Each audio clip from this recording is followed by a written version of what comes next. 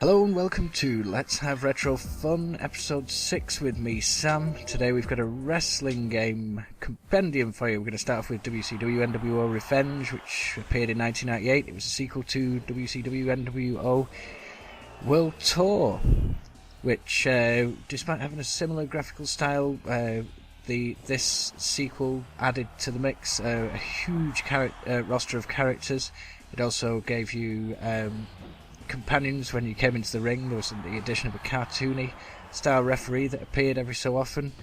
There was action replays, dynamic replays, which showed multiple camera angles if you did special moves, and it was also notable for being the last THQ AKI produced game for the N64 under the WCW mantle before the WWF paired up with them. Just finish off this bout here.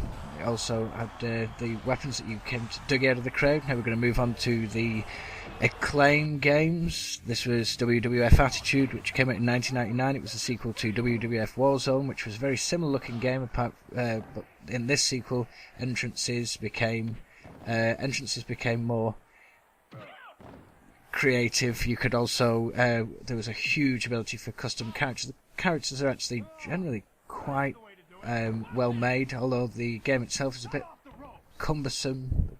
Moves were pretty ridiculous. They followed it up with ECW Wrestling after they lost the license of WWF.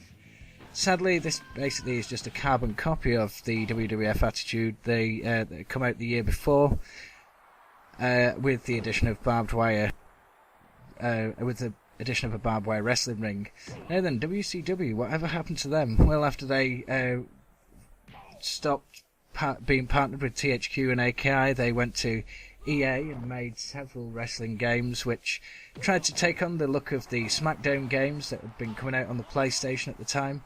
Unfortunately, bad collision detection meant that they just disappeared. Now we're going to go straight now up to WWF No Mercy, which came out in late 2000. It was a follow-up to the AKI and THQ's WWF WrestleMania 2000. It had vastly improved graphics, even though some of the characters do look a bit strange at times. The pacing was there. The control scheme was far, far superior to any of the other wrestling games that we'd had prior to this. You could go and have backstage wrestling. There was weapons. There was blood. Aside from a brief bug when the initial game came out, there was which messed with game save data. There wasn't really anything wrong with this game whatsoever. The series as a whole never really came back to this style of wrestling.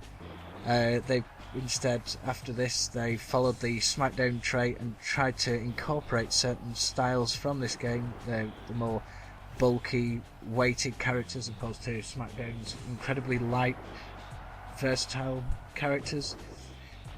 But yeah, that's basically all we've got really for this episode. It was just a brief look at. I'm going to just carry on with this, and there's another fight going as well, which will cut between Mankind and Triple H, and The Rock, Steve Austin, and The Undertaker. I've also got Stephanie McMahon outside, so you can, I'm not sure if that dates it.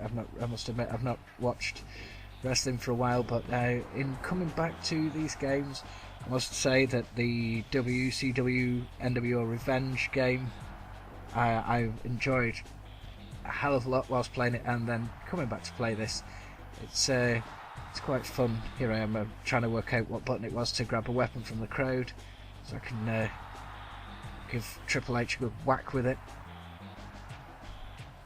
But tell you what though, Mankind looks pretty strange in this. He's got a huge torso and what looks like one massively deformed arm. It's like I'm the Elephant Man.